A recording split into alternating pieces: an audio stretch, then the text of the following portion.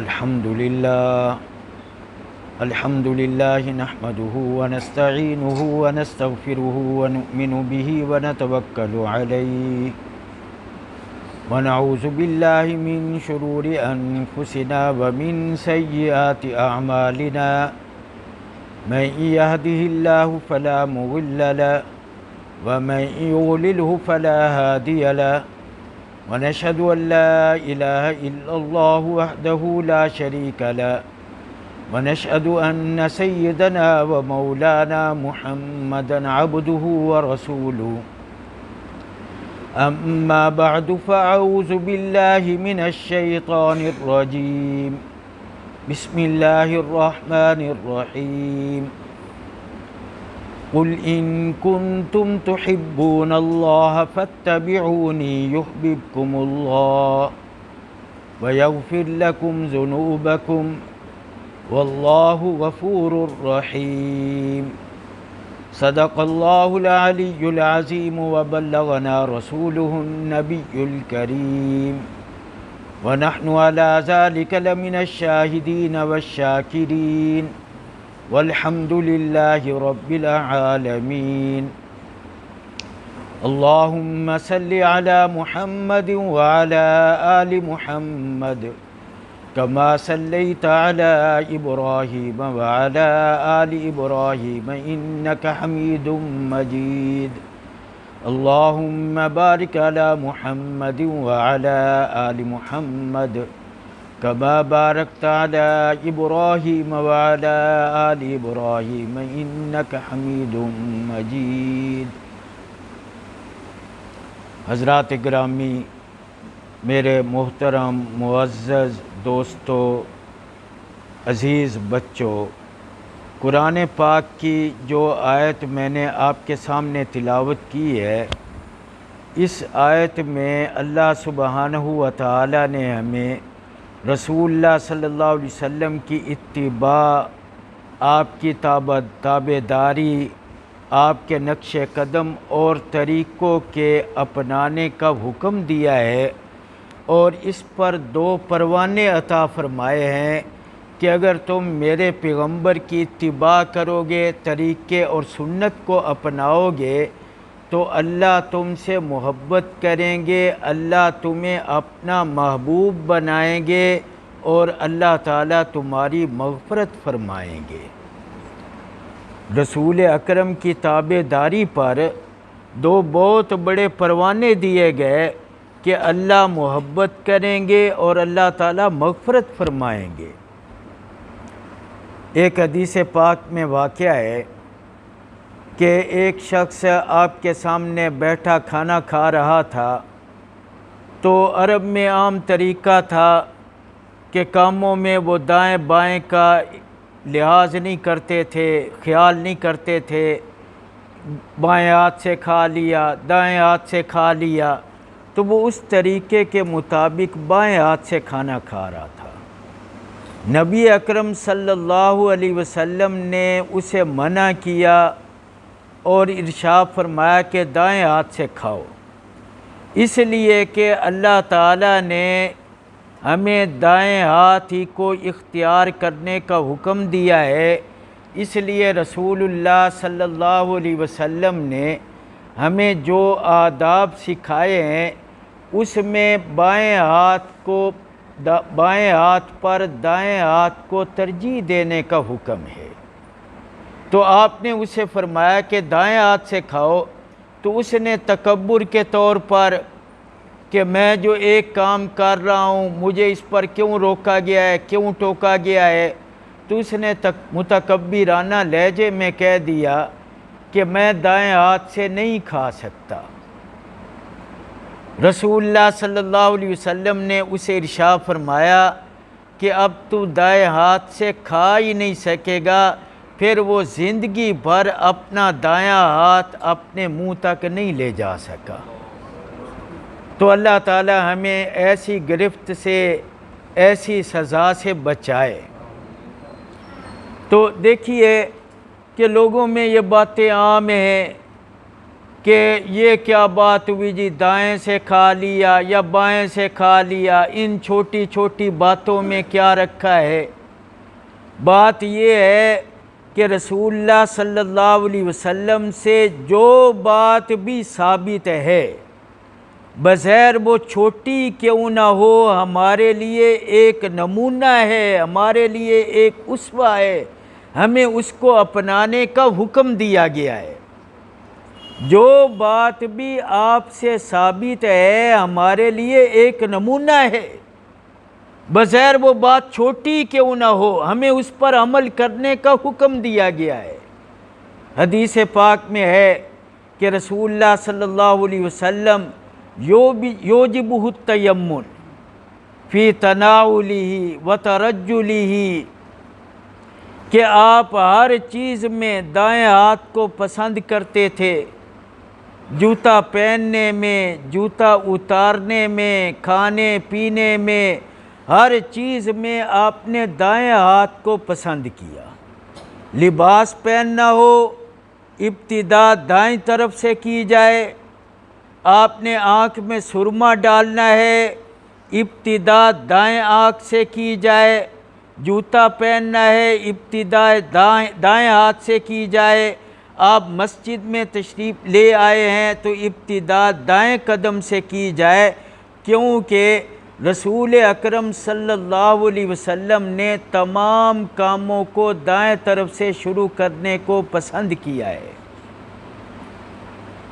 تو اب ہم تو کہہ اٹھتے ہیں کہ یہ معمولی بات ہے، تو لیکن علماء نے اس کا اتنا خیال کیا ہے کہ دیکھیں مسجد میں داخل ہونے کی سنت کیا ہے، دائیں قدم کو مسجد میں پہلے رکھا جائے، اور نکلنے کا طریقہ کیا ہے کہ بائیں قدم کو پہلے مسجد سے باہر نکالا جائے، اور جوتا پہننے کی سنت یہ ہے کہ دائیں قدم میں جوتا پہلے ڈالا جائے۔ تو اب مسجد سے نکلنا ہے تو دو سنتیں ہیں کہ جوتا پہننا ہے دائیں پاؤں میں، مسجد سے قدم نکالنا ہے تو پہلا بایاں پاؤں باہر رکھنا ہے۔ تو یہ طریقہ اختیار کیا جائے کہ بایاں پاؤں باہر نکال کر جوتے کے اوپر رکھ لیا جائے اور دائیں قدم میں جوتا پہلے ڈال لیا جائے۔ تو یعنی علماء تو اتنا اس میں غور اور توجہ کی تلقین کرتے ہیں کہ اس میں ہمیں اختراع کریں، سوچیں، نئے نئے طریقے اختیار کریں کہ کوئی بھی سنت طریقہ ہم سے چھوٹنے نہ پائے، بالکل لاپرواہی نہ ہو، توجہ اور اہتمام کے ساتھ۔ تو دیکھیں کہ اتنی بات کچھ کم ہے کہ رسول اکرم صلی اللہ علیہ وسلم کی اتباع کی جائے، آپ کے طریقوں پر عمل کیا جائے، تو اللہ نے کتنے بڑے انعام عطا کیے ہیں کہ اللہ فرماتے ہیں میں تمہیں اپنا محبوب بناؤں گا، اور کیا چاہیے؟ اللہ فرماتے ہیں میں تمہاری مغفرت کروں گا۔ تو ہمیں کیا اور کیا چاہیے کہ چھوٹی چھوٹی باتوں میں کیا رکھا ہے؟ مغفرت رکھی ہے، اللہ کی محبت رکھی ہے۔ مغربی تہذیب نے ہماری زندگی کا طرز عمل ہی الٹ کر رکھ دیا ہے۔ حکیم الاسلام حضرت مولانا قاری محمد طیب صاحب فرماتے تھے کہ مغربی تہذیب کی ہر شے الٹی۔ پرانا محاورہ مشہور تھا، چراغ تلے اندھیرا۔ تو جو چیزیں مغرب سے آئی ہیں، دیکھو بلب کے نیچے نہیں اوپر اندھیرا ہوتا ہے۔ تو مغرب نے ہماری طرز زندگی کو الٹ کر رکھ دیا ہے۔ اب ہم کہتے ہیں کہ مولویوں نے ان چھوٹی چھوٹی باتوں میں پھنسا دیا ہے، انہی باتوں میں ہم الجھ کر رہ گئے، ترقی نہیں ہو رہی۔ مغربی اقوام کو دیکھو، شراب وہ پیتے ہیں، دائیں بائیں کا وہ خیال نہیں کرتے، ہر قسم کے فسق و فجور میں وہ مبتلا ہیں، تو ترقی کس طرح کیے جا رہے ہیں؟ حکیم الامت حضرت مولانا اشرف علی تھانوی نے ایک لطیفے کے پیرائے میں اس حقیقت کو سمجھایا ہے۔ آپ نے فرمایا کہ کسی گاؤں اور دیہات میں ایک آدمی کچھ سمجھدار تھا، جس کو کہتے ہیں اندھے میں کانا راجا، تو اس قسم کا، تو اس کا لوگوں نے نام رکھ دیا تھا بج بجھکڑ۔ تو ایک دفعہ گاؤں میں کوئی آدمی کھجور پر چڑھ تو گیا، اب اس کے لیے اترنا مشکل ہے۔ لوگ آ گئے اس کے پاس کہ کوئی تدبیر کرو، تو اس نے لوگوں کو بتایا کہ کہا کہ ایک رسہ لے آؤ، وہاں جا کر اوپر پھینکا، اس کو کہا کمر سے رسہ باندھ لو، تو رسہ کھینچا تو نیچے جب گرا تو وہ تو مر چکا تھا۔ اب لوگ اس کے آگے پیچھے، تو کہتا ہے کہ معلوم نہیں کیا وجہ ہو گئی، ورنہ میں نے تو اس طریقے سے کتنے لوگوں کو کنویں سے نکالا ہے۔ تو اب دیکھیں کنویں سے آدمی کو نکالنے کا طریقہ کیا ہے، درخت سے اتارنے کا طریقہ کیا ہے، تو اس نے دونوں کو ایک کر دیا۔ تو اب یہی غلطی ہم کرتے ہیں، ہم کہتے ہیں کہ مغرب ترقی پہ جا رہا ہے فسق و فجور کے باوجود، تو ہم نے اپنی ترقیات کو ان کی ترقی پر قیاس کر لیا، حالانکہ اللہ کا ان سے معاملہ اور ہے، ہم سے معاملہ اور ہے۔ اقبال بھی کہتے ہیں کہ اپنے آپ کو قیاس اقوام مغرب سے نہ کر، خاص ہے ترکیب میں قوم رسول ہاشمی۔ ہماری کامیابی پیغمبر کی اتباع میں ہے۔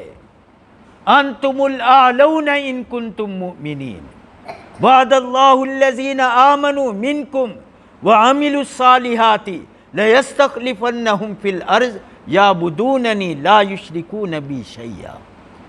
تمہیں حکومتیں عطا کریں گے، خلافت دیں گے، تمہارے دین کو قوت دیں گے، لیکن کب تک؟ یعبدوننی لا یشرکون بی شیئا، جب تک میری عبادت کرو گے، میری عبادت میں کسی کو شریک نہیں ٹھہراؤ گے۔ انتم الاعلون، تمہیں ہی برتری عطا کی جائے گی، لیکن کب؟ ان کنتم مؤمنین، جب تم ایمان لے آؤ گے۔ تو ہمارے لیے سارے انعامات اپنے آقا کی غلامی میں ہیں۔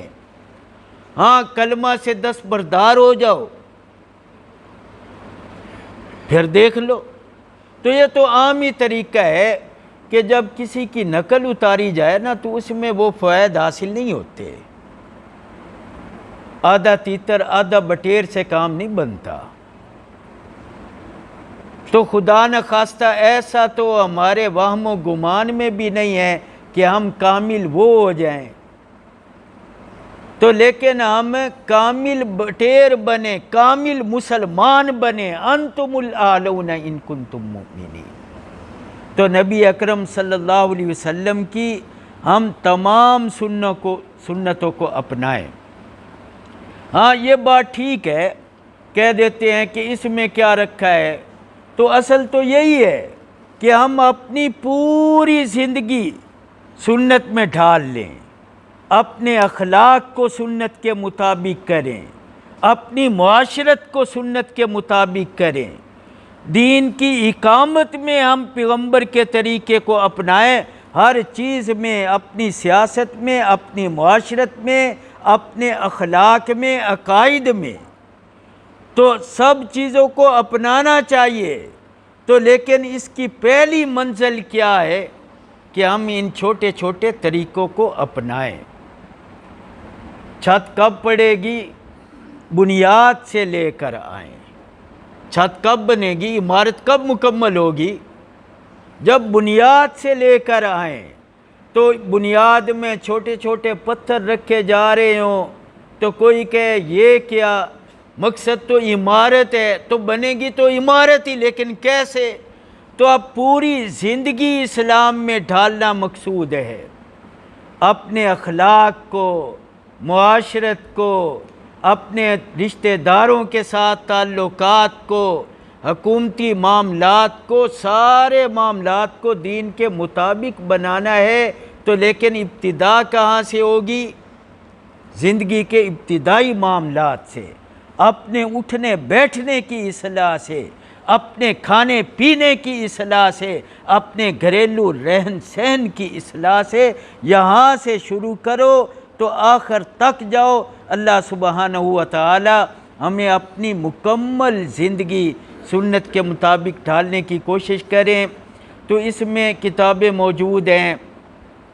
ایک کتاب اسوہ رسول اکرم ہے، اس میں رسول اکرم کی سنت کی تفصیلات بیان کی گئی ہیں۔ عصر کے بعد آپ کے ہاں جو کتاب پڑھی جاتی ہے، کیا نام ہے اس کتاب کا؟ شمائل کبریٰ۔ تو مولانا صاحب ماشاءاللہ اس کو بڑے اچھے تشریحی انداز کے ساتھ پڑھتے ہیں، تو اس کو آپ سنیں۔ اور اس طرح ایک چھوٹی سی کتاب ہے، آپ ان کو کبھی دکھائیں، متعارف کروائیں۔ مولانا صاحب ماشاءاللہ بڑے صاحب مطالعہ آدمی ہیں، تو اس میں بڑے طریقے کے ساتھ کہ گھر میں داخل کیسے ہونا ہے، گھر سے کیسے نکلنا ہے، تو اس طرح ایک ایک چیز ہے۔ تو اس کتاب اور نہایت آسان ہے، علیکم بسنتی، تو وہ کتاب ایک ایک منگوا لیں، تو اس کے مطابق آپ ہفتہ بھر ایک ایک چیز کی مشق کریں۔